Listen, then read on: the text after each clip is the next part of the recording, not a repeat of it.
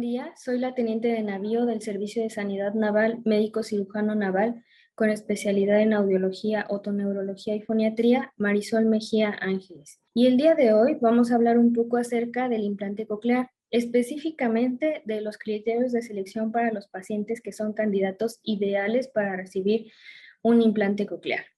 Entonces, estos criterios de selección son de varios tipos, principalmente los médicos.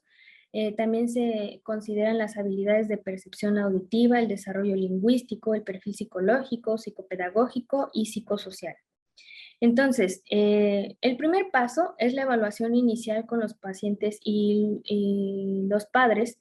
Entonces, en este se deben de incluir los siguientes puntos. Primero, obtener un historial médico completo, justamente que incluya todos los estudios de audición que se han realizado y que en ello se determine el grado de hipoacusia con que cursa nuestro paciente. Es muy importante que en esta consulta se expliquen de forma detenida los pasos de este proceso, que justamente comienza con la selección de los candidatos, la discusión de los casos en el equipo multidisciplinario, después el proceso de implantación, la activación y la rehabilitación. Es muy importante explicar justamente que la implantación es el evento quirúrgico donde se coloca el implante coclear a cada uno de nuestros pacientes, pero no es el final del camino, o sea, realmente comienza el camino porque después de la implantación, un mes se deja reposar el tejido para que desinflame y nosotros podamos tener una mejor respuesta y entonces se realiza la activación o encendido de nuestros implantes cocleares. Una vez que se realiza el encendido, pues se inicia el proceso de rehabilitación, que a veces incluso tienen visitas con nuestras terapeutas de lenguaje desde antes de ser implantados, porque es un camino largo. Tenemos que volver a enseñar a nuestro paciente literal a escuchar, porque la forma de escucha no es tan parecida a lo que nosotros estamos acostumbrados. Es realmente una amplificación diferente, ya que es un estímulo acústico que se convierte en energía eléctrica y a través de eso se estimulan los órganos de la audición. Entonces, es importante también en esta consulta informar a los padres y pacientes sobre algún otro tipo de alternativa que se tenga en lugar de los implantes cocleares, ya que siempre tenemos que considerar que es un evento quirúrgico el que está de por medio. Una vez que ya se establece que es un candidato ideal y que los padres y pacientes están de acuerdo en ello, pues se formaliza los trámites de ingreso al programa y se realizan toda la documentación. Entonces, vamos a comenzar con las valoraciones que se tienen que llevar a cabo antes de que el paciente se implante o reciba su implante coclear. La primera, pues de forma inicial, es la de valoración audiológica clínica instrumentada, donde tenemos, como dije, la historia clínica, se realizan estudios conductuales. Los estudios conductuales son los que dependen totalmente de la cooperación de los pacientes, como las audiometrías de tonos puros, donde nosotros enviamos sonidos y registramos en una gráfica en qué momento el paciente escucha el sonido, la intensidad más mínima y se marca como el umbral de audición por cada frecuencia. Cuando tenemos pacientes que responden más allá de los 90 decibeles o en la actualidad ya hasta se están considerando incluso los de 70 decibeles, bueno, podemos proponer a este paciente como un candidato para recibir un implante coclear. Cuando la logoaudiometría, que es la prueba donde nosotros evaluamos la capacidad de entender la palabra, está con auxiliares auditivos en un porcentaje menor a 40, en campo libre, o sea, cuando se coloca al paciente con sus auxiliares y se le pasan las palabras por las bocinas, pues también quiere decir que no tiene una adecuada ganancia con sus auxiliares auditivos y que podría ser candidato a utilizar un implante coclear. Existen también pruebas objetivas como la impedanciometría, que es un estudio que nos mide o evalúa la funcionalidad del oído medio, las emisiones otoacústicas, los potenciales evocados auditivos de tallo cerebral y de estado estable, que esos son unos estudios electrofisiológicos donde nosotros colocamos algunos electrodos en la cara de los pacientes, audífonos y pasamos sonidos a diferentes intensidades y determinamos cuál es el grado de pérdida de audición de cada uno de nuestros pacientes. Y como mencionamos, la ganancia que dan los auxiliares auditivos. Esto es poner en una gráfica la audición que tiene nuestro paciente sin auxiliares auditivos y la audición que tiene con auxiliares auditivos y verificar que no existe una ganancia adecuada, o sea, que no ayuda para mejorar su lenguaje, pues entonces eso también nos hace ver que el paciente puede ser candidato a utilizar implantes cocleares. ¿Cuáles son los criterios que utilizamos nosotros para determinar si un paciente es candidato o no? Bueno, existen los adultos que tienen pérdidas de audición postlinguales, o sea, los adultos que tienen un lenguaje. Un adulto que escuchaba normal, después de repente algo sucedió, no sé, un evento vascular, una infección o algo que hiciera que perdiera la audición. Entonces es un paciente que sí desarrolló lenguaje, pero que ahora no tiene audición. Cuando tenemos una audiometría tonal con un umbral por arriba de 70, entre más grande el umbral es peor. Entonces, cuando tenemos más de 70, tenemos que considerar a nuestro paciente como candidato a un implante coclear. Cuando tenemos las respuestas en campo libre, como dijimos, mayor a 55 decibeles, por debajo de 55 decibeles también. O cuando la discriminación en la logoaudiometría, en la repetición de palabras, es menor al 40% a 65 decibeles, que es como un estándar, pues también tenemos que considerarlo. En los adultos que tienen, que se consideran prelinguales, prelinguales quiere decir que es un adulto que no desarrolló lenguaje. Entonces, son pacientes que no tuvieron atención cuando eran pequeños y que ahora acuden a valoración audiológica. Estos pacientes sí pueden recibir implantes cocleares, pero es importante especificarles que con ello no desarrollarán lenguaje. Nosotros tenemos una etapa para adquirir lenguaje que es en la infancia.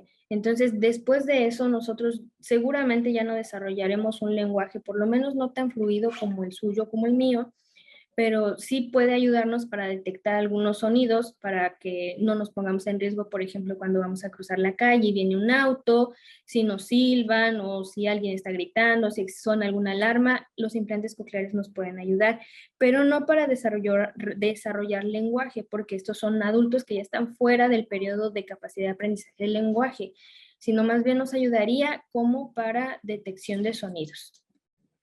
Ahora, en los niños, ¿qué pasa con los niños? Bueno, siempre en todos los programas de implante coclear se da prioridad a implantar a los niños. En el programa de OIRMAR, la prioridad para nosotros es la misma, tanto en niños como en adultos. Todos entran dentro de nuestro programa siempre y cuando sean candidatos y deseen recibir los implantes cocleares. En el caso de los niños, lo que hacemos es audiometrías tonales, pero cuando tenemos niños de menos de 2 años, lo que realizamos, pues, preferentemente son potenciales evocados, ya que no tenemos una cooperación tan óptima y lo que se busca es tener estudios confiables para poder tener pacientes realmente que sí sean candidatos para recibir implantes cocleares. Entonces, en los niños de menos de 2 años se prefieren los estudios objetivos más que los conductuales. Y cuando el niño ya es capaz de realizar estudios conductuales, pues se deben de realizar los mismos estudios que en el caso de los adultos, porque para una implantación coclear sí definitivamente es importante la respuesta electrofisiológica que tengamos, pero es más importante la respuesta conductual. Entonces, ahora, necesitamos una valoración pediátrica y en este caso los compañeros pediatras nos ayudarán con la historia clínica pediátrica completa, en las condiciones que hubo en el desarrollo de nuestro niño, nuestro paciente antes y alrededor de su nacimiento, si cuenta con inmunizaciones. Esto es muy importante porque a final de cuentas es una cirugía que se realiza detrás del oído, que tiene que tener sus precauciones, puesto que podemos desarrollar algún tipo de infección y es necesario que tengan las inmunizaciones completas. Sí, es importante interrogar si nuestros pacientes estuvieron expuestos a ototóxicos. Ototóxicos son los medicamentos que tal vez en algún momento pudieran haber dañado nuestra audición. Si existen alteraciones en el desarrollo psicomotor, los hábitos alimenticios de nuestros pacientes y los antecedentes familiares. En neuropediatría de forma específica, pues buscamos que se detecte algún tipo de patología neurológica central o periférica que coincidan además con la pérdida de audición.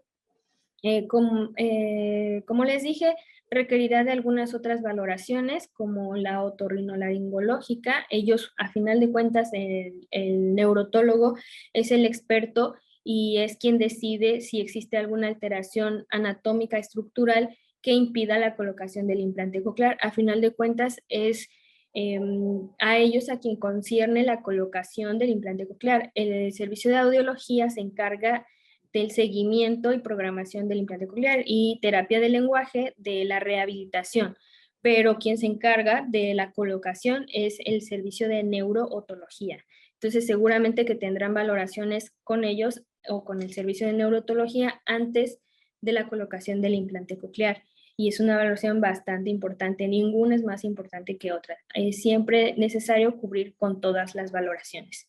Una valoración foniátrica clínica que nos evalúa si existe alguna alteración del lenguaje extra, aparte de la pérdida de audición, o si existe alguna alteración anatómica en los órganos del lenguaje que nos impida el desarrollo óptimo del lenguaje. La valoración del nervio facial por el médico especialista en rehabilitación, ya que durante la cirugía el nervio facial se encuentra muy expuesto y en riesgo a ser lesionado en el evento quirúrgico. Entonces es muy importante que se evalúe su funcionamiento y su trayecto por el médico en rehabilitación.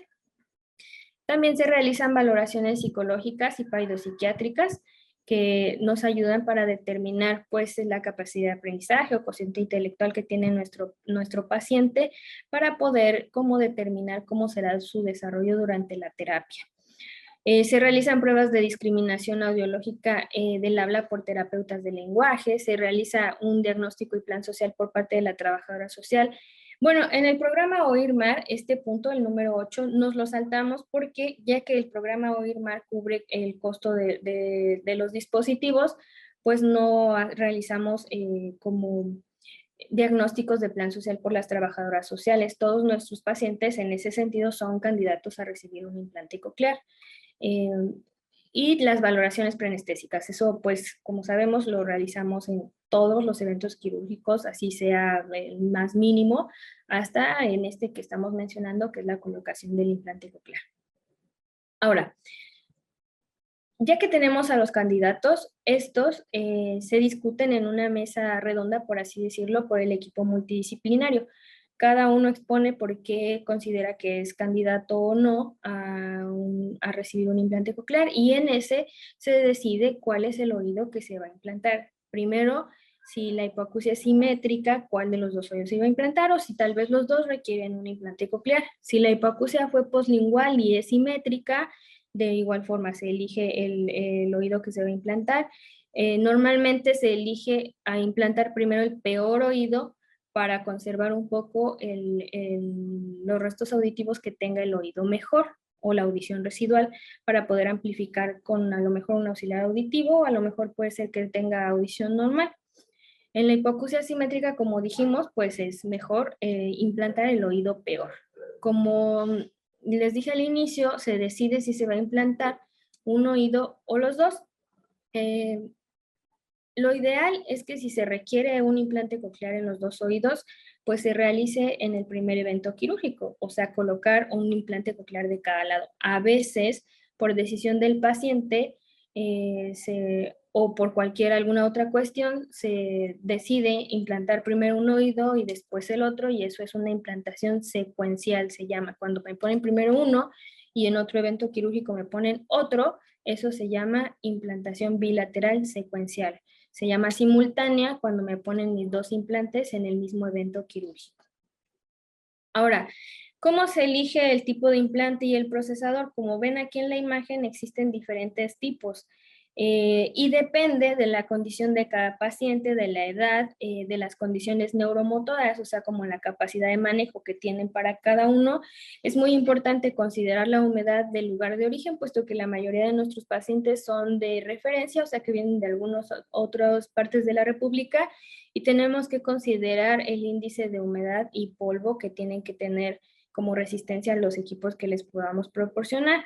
Entonces, es muy importante también considerar que no todos los equipos son para todos los pacientes. El equipo que se elige es de forma individualizada para cada paciente, no para todos se utiliza el mismo. Es importante también ahora realizar una planeación de estrategias de rehabilitación con habilitación audioverbal. Esto se realiza con las terapeutas de lenguaje, que es como un programa al que tendrán que tener apego para poder sacar el mayor provecho de sus implantes cocleares. Ahora, ¿cuáles son las contraindicaciones para que yo pueda recibir un implante coclear? Existen las absolutas, que es que definitivamente no puedo recibir un implante coclear, y esto es pues principalmente alteraciones anatómicas, como que no tengo formado el oído interno. Entonces, si no tengo el oído interno formado, pues no existe forma porque no hay lugar en donde colocar el implante coclear y esa es una contraindicación absoluta. También existen las hipoacusias centrales, donde nosotros no conocemos, o sea, no, la pérdida de audición no está en la periferia del nervio, sino en el tallo cerebral a lo mejor, o más allá del tallo cerebral.